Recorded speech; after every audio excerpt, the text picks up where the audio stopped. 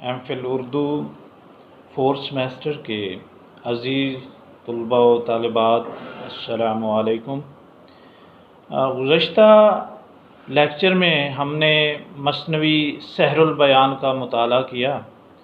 اس کی تنقیدی جائزہ لیا، میر حسن کی جو حیات و خدمات ہیں اس کے حوالے سے دیکھا، اس کی پوری جو کہانی ہے وہ بیان کی۔ تو آج کا جو لیکچر ہے وہ مثنوی گلزار نسیم جو پنڈت دیا شنکر نسیم نے لکھی ہے اس کے حوالے سے اس کا ہم تنقیدی جائزہ لیں گے۔ تو یہ مثنوی جو اس کی جو کہانی ہے، واقعہ ہے، وہ کوئی اس کی جو پنڈت دیا شنکر نسیم کی اپنی تخلیق نہیں ہے، یہ بھی پہلے مختلف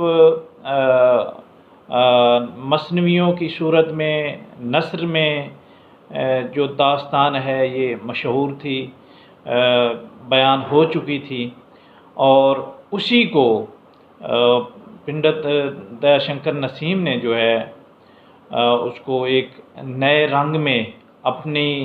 جو تخلیقی تجربہ ہے اس کو بروئے کار لاتے ہوئے ہمارے سامنے پیش کیا۔ یعنی جو یہ قصہ ہے، جو کہانی اس میں بیان کی گئی ہے، وہ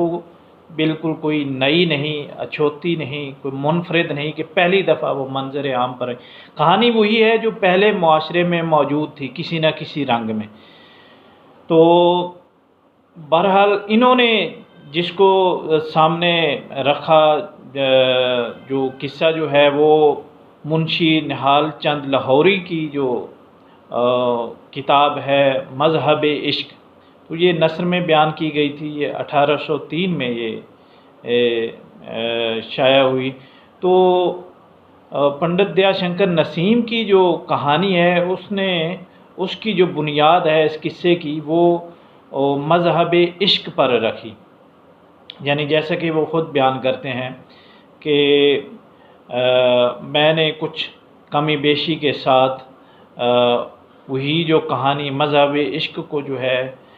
وہی جو قصہ اس میں بیان کیا گیا اسی کو آگے بیان کیا۔ مثلا ان کے اپنے اشعار آپ دیکھیں کہ ہر چند سنا گیا ہے اس کو، ہر چند سنا گیا ہے اس کو، اردو کی زبان میں سخن گو، وہ نثر ہے داد نظم دوں میں، وہ نثر ہے داد نظم دوں میں،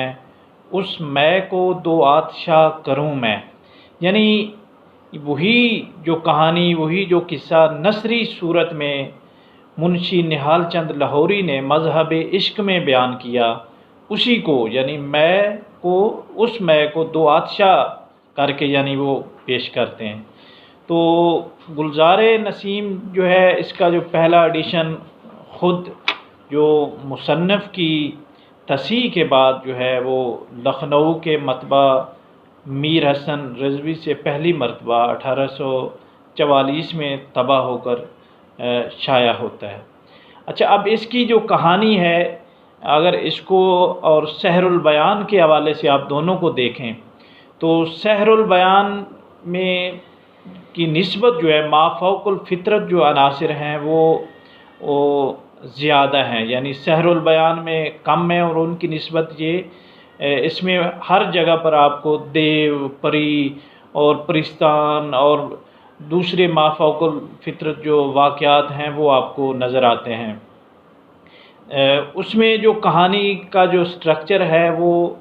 سمپل ہے، سادہ ہے، کوئی زیادہ جو معرکات جو ہیں وہ اتنے وقوع پذیر نہیں ہوتے۔ بہرحال اس میں بہت سارے کردار ہیں جس میں ہم جو ہے وہ کہانی کو دیکھتے ہیں، اور اس کی جو نمایاں دوسری چیز ہے وہ اس کی تلخیص اور اختصار ہے کہ یعنی جو مختلف جو کرداروں کی تعریف ہے، تصحیح ہے، ان کی جو ڈیٹیل ہے وہ اس میں اختصار جو ہے وہ بعض لوگ اس کو جو کوتاہی اور اس کی جو کمی جو ہے وہ بھی گردانتے ہیں، اور کچھ جو نقاد ہیں وہ اس کو خوبی بھی تصور کرتے ہیں اور اسی کو کہتے ہیں کہ یہ اس کی جو نمایاں جو خوبی ہے، یعنی اس میں غزل کا سا اختصار ہے، اور اس مختصر جو اشعار ہیں، مختصر بات میں بات جو ہے وہ بڑی عظیم بات وہ جو کر جاتے ہیں۔ ہر حوالے سے آپ یعنی ہم یہ بات کریں گے کہ یعنی اس کی جو زبان ہے، اس کی جو شاعری ہے، تشبیہات اور استعارات جس طرح استعمال کیے، اور جس طرح اس مثنوی کے جو اشعار ہیں وہ آپ دیکھیں تو کتنے یعنی وہ ضرب المثل کی جو حیثیت ہے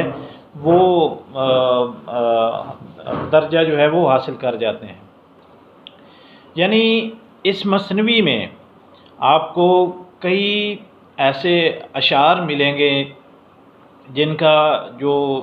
ایک ایک مصرع جو ہے وہ ضرب المثل کی حیثیت جو ہے وہ اختیار کر چکا ہے۔ اچھا، جیسا کہ اب یعنی جو آپ اس میں تقابل تو ویسے بنتا ہی نہیں ہے مثنوی سحر البیان اور گلزار نسیم میں، کیونکہ اس کا جو خالق ہے اس مثنوی کا وہ لکھنؤ کا ہی رہائشی ہے، جبکہ میر حسن دلی سے لکھنؤ آئے۔ ایک تو یہ فرق، ان میں وہ جو دلی کی جو زبان کی چاشنی، اس زبان کی جو استعمال ہے، تشبیہات ہیں، استعارے ہیں، شعوری اور لاشعوری طور پر ان کے ذہن میں وہ منظر جو ہے وہ رہتا ہے، جبکہ ان کے سامنے جو لکھنوی تہذیب ہے وہی رہتی ہے۔ اور جیسا کہ آپ جانتے ہیں کہ لکھنوی تہذیب میں یعنی جو مرصع کاری اور رنگینی الفاظ جو ہے وہ ہمیں بالکل واضح نظر آتی ہے، عام نظر آتی ہے۔ اور یعنی جو جس طرح آپ جانتے ہیں کہ یعنی دلی میں جو ہے وہ داخلیت ہے اور ادھر جو ہے وہ خارجیت ہے۔ تو یہاں پر ہم دیکھتے ہیں کہ 20ویں صدی کے یعنی پہلے عشرے میں ہی اس مثنوی کے حوالے سے کافی کچھ لکھا گیا، اور نقادوں نے اس نظم کی جو ہے وہ خوب داد دی۔ یعنی پہلے نمبر پر ہم اس کو ویسے دیکھیں تو سحر البیان بلا شبہ جو پہلے نمبر پر آتی ہے، اور باقی یہ جو مثنوی یہ دوسرے نمبر پر ہم اس کو کیٹیگوریکلی اگر ہم دیکھیں تو یہ دوسرا درجہ جو ہے وہ ہم دیتے ہیں۔ تو جس دور میں یہ یعنی مثنوی جو ہے انہوں نے تخلیق کی، اس میں جو لکھنؤ کی جو تہذیب تھی وہاں جگہ جگہ شعر و سخن کا چرچا تھا، ثنائے و بدائے اور دیگر شعری نزاکتوں کے چرچے ہوتے تھے۔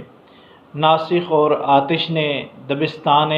لکھنؤ کی انفرادیت اور اس جو تشخص ہے اس کو آگے بڑھایا۔ تو یہ پنڈت دیا شنکر نسیم جو ہیں یہ آتش کے شاگرد ہیں، تو جو بڑے جن کو ہم لکھنؤ کے نمائندہ شعراء میں شمار کرتے ہیں ان کے یہ شاگرد تھے، انہوں نے وہ دور، وہ وقت، وہ جو محافل اساتذہ کی دور کی دیکھی تھیں، وہ سارے مناظر جو ہیں وہ ان کی آنکھوں کے سامنے عیاں تھے۔ جس طرح جو خواجہ حیدر علی آتش کا شعر ہے کہ بندش الفاظ جڑنے سے نگوں کے کم نہیں، شاعری بھی کام ہے آتش مرصع ساز کا۔ تو جو مرصع سازی ہے وہ اس مثنوی کی نمایاں خوبی ہے، اس میں ہمیں جو زبان جو ہے اس کا جو استعمال ہے، وہ جو جس طرح ایک نگینے جو جڑے گئے ہیں وہ ہمیں اس میں بالکل ہر جگہ پر واضح نظر آتے ہیں۔